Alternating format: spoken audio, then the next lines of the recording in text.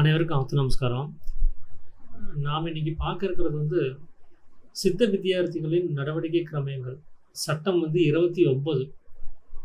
சித்த வித்தியார்த்திகளான யாதொரு உறுப்பினர்களும் சட்டை போடாமல் இருக்க முடியாது என்றுள்ள அரசாங்க ஊழியர்கள் சித்த விதி நடவடிக்கை கிரமயத்தின் இந்த ஒரு நடவடிக்கை தவிர மீதி எல்லாம் சரிவர அனுசரித்து நடப்பவர்களை சித்த சமாஜம் சம்பந்தமாகவோ அல்லது சித்த விதியை அனுசரித்தோ ஏதாவது சொற்பொழிவோ திருவிழாக்களோ நடக்கும் பொழுது மேற்பிரகாரம் உள்ளவர்கள் சட்டை முதலான அலங்காரங்களை அகற்றிவிட்டு வந்தால் அவர்களை ஜபத்திலும் சக்தியினிலும் சேர்க்காமல் மீதியுள்ள எல்லா காரியங்களும் சேர்க்கத்தக்கதாகும் அப்படின்னு சொல்றாரு.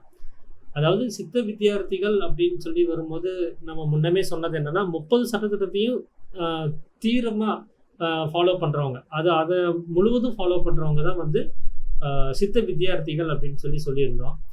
அப்படி சித்த வித்தியார்த்திகளா இருக்கக்கூடிய ஒரு உறுப்பினர் யாராவது ஒரு வேலை செய்யறாரு, அவங்க ஒரு அரசாங்க ஊழியராவோ இல்லை ஒரு பிரைவேட் கம்பெனியில் ஏதாவது ஒரு வேலையே இருக்கிறாங்க, அவங்க ஒரு யூனிஃபார்ம் கொடுத்துருக்காங்கன்னு வச்சுக்கோங்களேன். இல்லைன்னா இந்த சட்டம் போடாமல் இங்கே நீங்கள் வேலை செய்கிறதுக்கு நாங்கள் அனுமதி கொடுக்க முடியாது அப்படிங்கிற பட்சத்தில் அந்த மாதிரி ஏதாவது ஒரு நடவடிக்கையோ இல்லை ஒரு சட்டமோ அந்த ஊழியத்தில் இருந்துச்சு அப்படின்னா அவங்க என்ன பண்ணுறாங்கன்னா சட்டையை போட்டுட்டு அந்த ஒரு சட்டத்தை மட்டும் ஃபாலோ பண்ணல. அதாவது மேல் துண்டு மட்டும் தான் போட்டிருக்கணும்னு ஒரு சட்டம் இருக்குது, சட்டை போடக்கூடாதுன்னு சொல்லி தைச்ச துணி போடக்கூடாதுன்னு ஒரு சட்டம் இருக்குது அந்த 30 ரூல்ல. அதை மட்டும் விட்டுட்டு அந்த சட்டம் போடக்கூடாதுன்னு சொல்லக்கூடிய இந்த ஒரு சட்டத்தை மட்டும் விட்டுட்டு மீதி எல்லா சட்டத்தையும் அவர் அனுசரிக்கிறார். அப்படி ஒருத்தர் இருக்கிறாங்க அப்படின்னா அவங்க ஏதாவது திருவிழா கூட்டத்தில் கலந்துக்கிறாங்க, சித்த சமாஜத்திலேயோ இல்லை அது சம்பந்தமான ஏதாவது ஒரு விழாக்கள்லையோ ஒரு சொற்பொழிவுலையோ நடந்துக்கிறாங்க, ஒரு விழாவில் கலந்துக்கிறாங்க அப்படின்னா மற்ற எல்லாத்துலேயும் அவங்களோட சேர்ந்துக்கலாம். ஆனால் அப்படி இருந்தாலும் சக்தியிலும் ஜபத்திலும் அவங்களை சேர்க்கக்கூடாது. இது எதுக்காக இதை குறிப்பிடுறாருன்னா, நான் இவ்வளோ விஷயத்தையும் ஃபாலோ பண்ணிட்டேன், இந்த ஒரு விஷயம் என்னுடைய உபஜீவனத்துக்காக என்னுடைய தொழிலுக்காக வேண்டி என்னால் ஃபாலோ பண்ண முடியல அப்படின்னு சொன்னால் கூடவும் அவங்கள விலக்கி வைக்க வேண்டிய அவசியம் இருக்குது அப்படிங்கிறத இங்கே குறிப்பிடுறாரு. ஆனால் இதில் அடுத்தது பிரிவி அப்படின்னு சொல்லி அடுத்த ஒரு பேராகிராஃப் அவர் சொல்கிறாரு. அது என்னன்னா, சித்த வித்தியார்த்திகளான உறுப்பினர்கள் அரசாங்க ஊழியர்களாக இருந்தால் அலுவலக இடத்திற்கு போய் சேர்ந்து அலுவலக நேரம் வரையில் அவர் சட்டை முதலியவை அணிந்து அலுவலக நேரம் முடிந்தவுடன் சட்டை முதலான அலங்காரங்களை அகற்றி நடப்பவர்களாக இருந்தால் அவர்களை ஜபத்திலும் சக்தியிலும் சேர்க்கத்தக்கதாகும்ங்கிறார். இது என்னன்னா, இது ரெண்டுமே மேல் சொன்ன அந்த பேராகிராஃப்லையும் அவங்க சட்டை அணிஞ்சு தான் வேலை செய்கிறாங்க, கீழ் சொன்ன பேராகிராஃப்லையும் சட்டை அணிஞ்சு தான் வேலை செய்கிறாங்க. ஆனால் இதில் ஒரே ஒரு வித்தியாசம் என்னன்னா, என்னுடைய அந்த அலுவலகத்தில் ஒரு சட்டம் இருக்குது, நீ சட்டை போட்டுட்டு தான் வேலை செய்யணும், இல்லைன்னா நாங்கள் கொடுக்குற யூனிஃபார்ம் போட்டுட்டு தான் வேலை செய்யணும்னு ஒரு சட்டம் இருக்குது. அந்த சட்டத்தை எங்கே அனுசரிக்கணும்?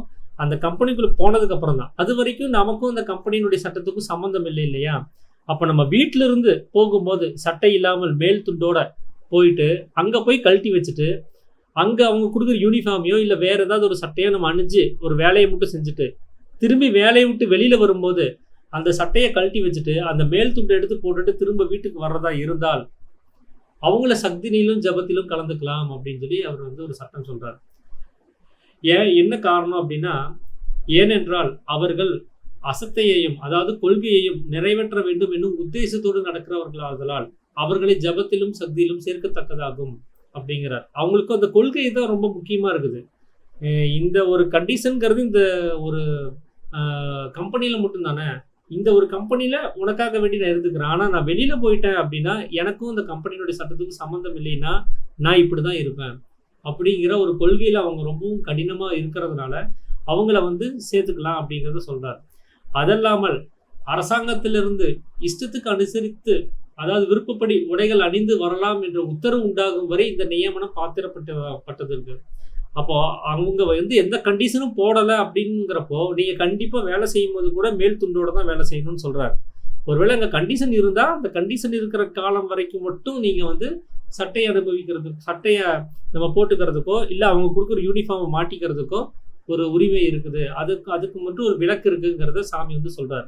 அப்படி இருக்கிறவங்க மற்ற 29 ஃபாலோ பண்ணாலும் கூட அந்த ஒரே ஒரு விஷயத்தை விட்டுட்டு மீதி எல்லாத்தையும் ஃபாலோ பண்ணாலும் அவங்க சித்த வித்தியார்த்திகள் அப்படிங்கிற மாதிரி ஒரு உறுப்பினர்களுடைய இதில் இருக்க முடியாதுங்கிறத சாமி தெளிவாக சொல்கிறார். இப்போ இந்த 30ங்கிறது ஒரு எல்லளவும் மிஸ் ஆகாமல் எல்லாத்தையும் ஃபாலோ பண்ண வேண்டியதாக இருக்குது.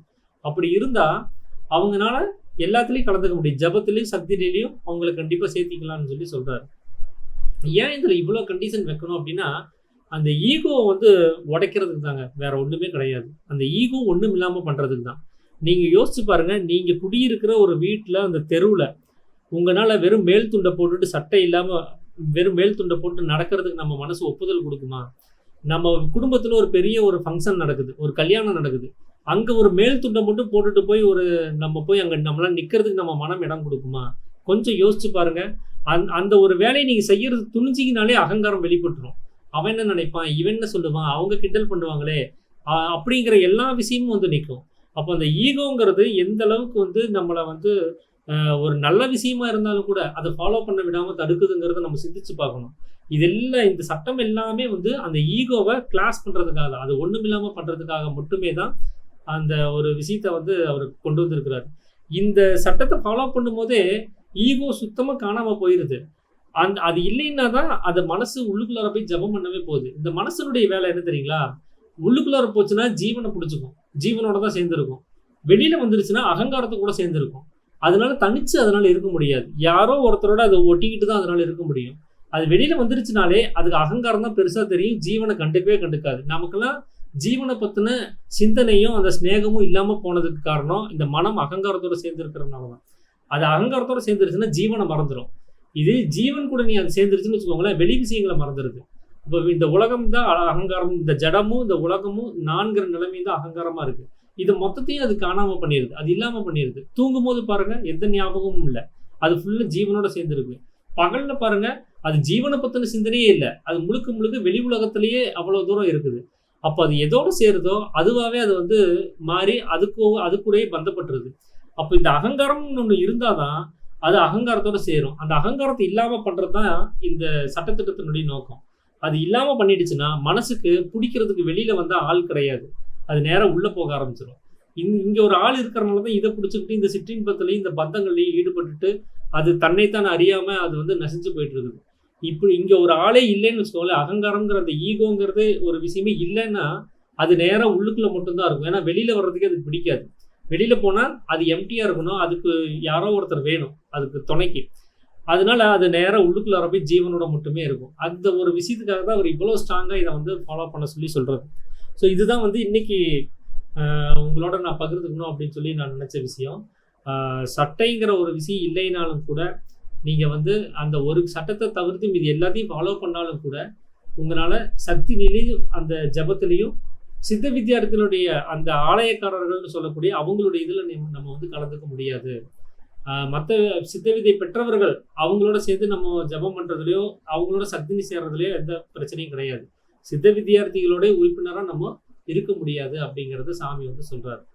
அப்படி இருக்கணும் அப்படின்னா, அந்த சட்டைய அணிஞ்சு வேலை செய்ய வேண்டிய அவஸ்தை உண்டாச்சு அப்படின்னாலும், நாம என்ன பண்ணணும்னா, வீட்ல இருந்து கம்பெனிக்கு போற வரைக்கும் அப்பா சொன்ன நியமத்துல இருக்கணும். கம்பெனிக்குள்ள நுழைஞ்சதுமே கம்பெனி என்ன சொல்லுதோ, என்ன சட்டம் வச்சிருக்கோ, சட்டைய போட்டு வேலை செய்ய சொல்லுதா, யூனிஃபார்ம் குடுத்து வேலை செய்ய சொல்லுதா, அதுக்கு தகுந்தபடி மாறிட்டு, கம்பெனி விட்டு வெளியில வரும்போது அப்பாவுடைய நியமத்துக்குள்ள வந்துரணும் அப்படிங்கிறத சாமி சொல்றாரு. இப்படி இருந்தா, அவங்க வந்து இந்த கொள்கைய அவங்க கடைபிடிக்கிறது மட்டும் இல்லாம, பார்க்கிறவங்களுக்கு வந்து அவங்க அத வந்து தெரிவிக்கிறாங்க. இப்படி ஒரு விஷயத்த செய்ய முடியும். இப்படி இந்த அளவுக்கு நம்ம எளிமையாவும், ஈகோ இல்லாம வாழ முடியுங்கிறத அந்த வாழ்ந்து காட்டுற ஒரு வேலைய அவங்க பண்றாங்க. சித்த சமாஜம் அதத்தான் பண்ணிட்டு இருக்குது. அவங்க அந்த பொது ஒரு உடைமையா அவங்க இருக்கிறது வந்து அவங்களுடைய நலனுக்காக மட்டும் கிடையாது. ஏன்னா சாமி வந்து சித்தர் சமாஜத்தை நிறுவனது உலக சேமத்துக்காகவும்ங்கிறாரு. அப்போ உலகம் சேமம் ஆயிடுச்சான்னு கேட்டா, இப்ப வரைக்கும் இல்லதான். எல்லாரும் கஷ்டப்பட்டுட்டு தான் இருக்காங்க. ஏன் உலகம் சேமமாகல? 5 ஆசிரமம் நியமிச்சது உலக சேமத்துக்காகன்னு சொல்லிட்டாங்க தானே. அப்போ உலகம் சேமமா, சுபிட்சமா இருக்கணுமா இல்லையா அப்படின்னு கேட்டா, உலகம் சேமமா இருக்கிறதுக்கு என்ன வழிங்கிறத அவங்க வாழ்ந்து காமிச்சிட்டு இருக்கிறாங்க. இந்த உலகம் முழுவதும் என்னைக்கு அந்த வழிய பின்பற்றி அவங்க மாதிரியே ஆகுறாங்களோ, அப்போ உலகத்துக்கு சேமம்ங்கிறது உண்டாயிரும். அப்போ எப்படி உலகம் சேமமா இருக்குங்கிறத அவங்க வாழ்ந்து காமிக்கிற வேலையை செஞ்சுட்டு இருக்கிறாங்க. நாமளும் தனிப்பட்ட முறையில தனி மனிதனா என்ன பண்ணணும்னா, அப்பாவுடைய சட்டத்திட்டத்தை ஃபாலோ பண்ணி உலகத்துக்கு ஈகோ இல்லாம, அகங்காரம் இல்லாம எப்படி வாழ முடியுங்கிறத காமிக்கிறது, வாழ்ந்து காமிக்கிறதுக்கான வேலையும் அங்க வந்து நடக்குது. நமக்கும் அதுல பலன் இருக்கு. நம்மள கவனிக்கிறவங்களுக்கும் ஒரு பலன் இருக்குங்கிறது தான் இதுல ஒரு முக்கியமான ஒரு விஷயமா நான் பார்க்குறேன். இதுதான் இன்னைக்கு உங்களோட நான் பகிர்ந்துக்கணும்னு சொல்லி நான் ஆசைப்பட்டது. அனைவருக்கும் நமஸ்காரம்.